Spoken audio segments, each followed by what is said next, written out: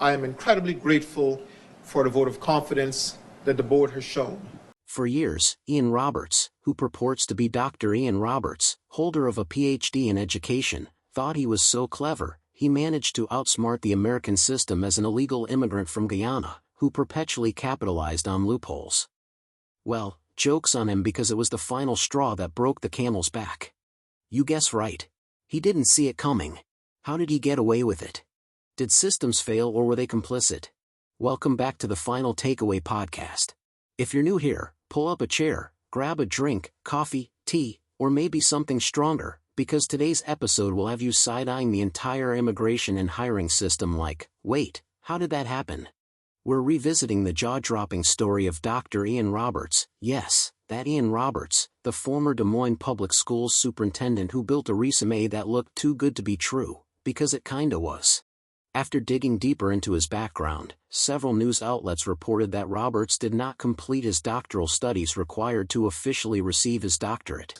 On his 2023 job application obtained by the Associated Press, Roberts falsely claimed to have had a doctorate in urban education leadership from Morgan State University. The university confirmed he never completed that program. New tonight, we're learning he's been accused of pressuring teachers to change students' grades while serving as a Baltimore principal.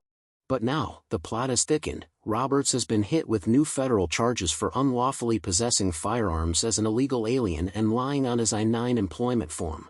He's still behind bars, has pleaded not guilty, and, get this, he's already under a standing deportation order. Ian Roberts is pleading not guilty to all the counts included in his federal indictment.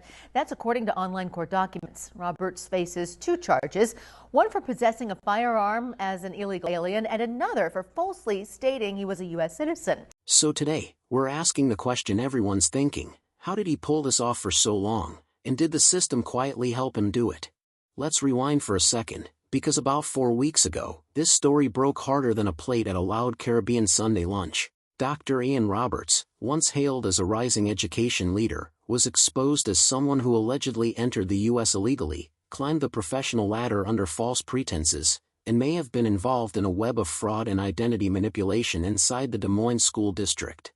Investigators say Roberts created fake identities, exploited verification gaps, and maneuvered himself into positions of power, all while a deportation order sat quietly in the background like an unread email. Roberts was hired at multiple school systems across the country, despite having criminal charges and deportation orders. Either Roberts has a PhD in how to stay undetected, or the radar itself needs a firmware upgrade.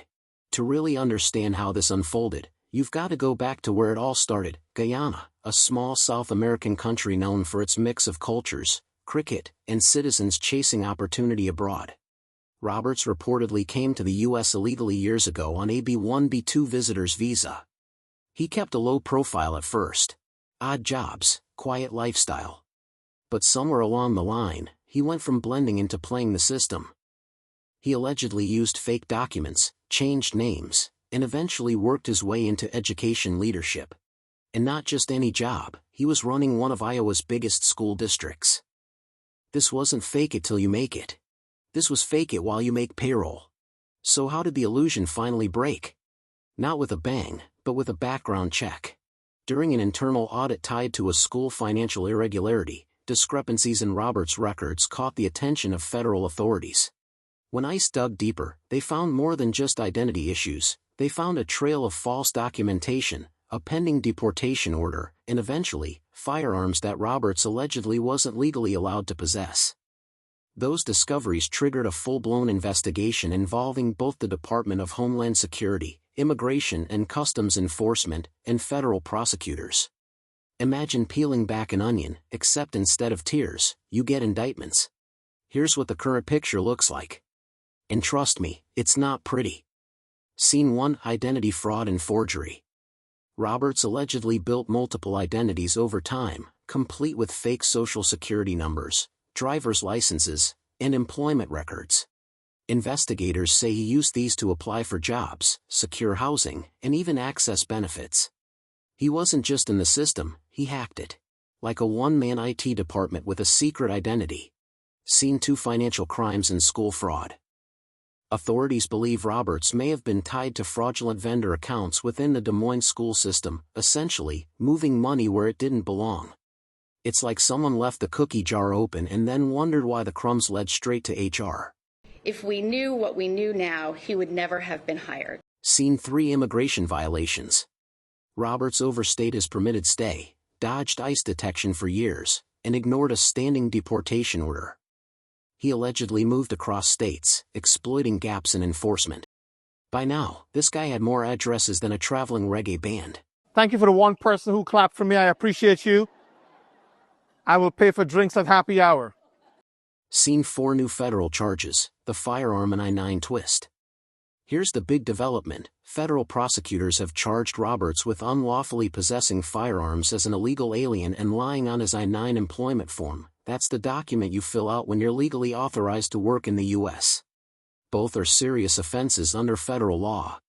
Prosecutors allege he knowingly checked yes when asked if he was legally authorized to work, a felony lie that's now part of his indictment. Imagine lying on your job form and then becoming the boss. That's not just irony, that's Olympic-level audacity. Scene 5: Systemic failures or complicity.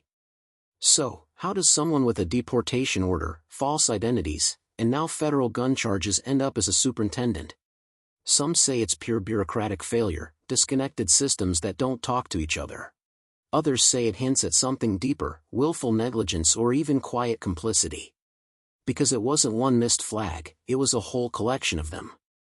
It's like losing track of your car keys, except your car keys are a superintendent with an alias and a Glock. Scene 6: The ripple effect on the Guyanese and immigrant community. Unfortunately, cases like this don't stay confined to one person, they spill over. For thousands of hard-working Guyanese immigrants who came here legally, Roberts' actions risk reinforcing harmful stereotypes. People who did things the right way could now face suspicion or extra scrutiny because one man gamed the system. One spoiled mango, and suddenly all the mangoes have to pass through airport security. Scene 7: Accountability. Who should have caught it? Let's be real, there were so many checkpoints where this could have been stopped. ICE had a deportation order years ago. Employers were supposed to verify his status. The school district could have flagged his mismatched records. Instead, everyone assumed someone else was checking. Spoiler, nobody was. When everyone's in charge, no one's in charge, and that's how you end up with a superintendent who shouldn't even be in the country. Scene 8: Where the case stands now. As of today, Dr. Ian Roberts remains behind bars. He's pleaded not guilty to all charges, fraud, firearm possession, and lying on his I-9, and is awaiting trial. He's also still facing that previous deportation order, meaning that even if he beats the criminal charges, immigration authorities are waiting right outside the courtroom door. Federal prosecutors are still investigating how far the deception went, and whether anyone inside the system helped him. Somewhere in a government office, someone's saying, okay, maybe it's time we fix those background checks. Here's the final takeaway: at the end of the day, the Ian Roberts saga isn't just about one man, it's about what happens when systems designed to protect integrity collapse under complacency. It's not about blaming immigrants, it's about holding institutions accountable for letting fraud walk right through the front door. Because when oversight fails, it doesn't just fail the law, it fails the communities depending on it. If you found today's breakdown helpful, hit that like button, share this video, and drop your thoughts in the comments. Do you think the system was complicit, or just careless? This is the Final Takeaway podcast. I'm your host.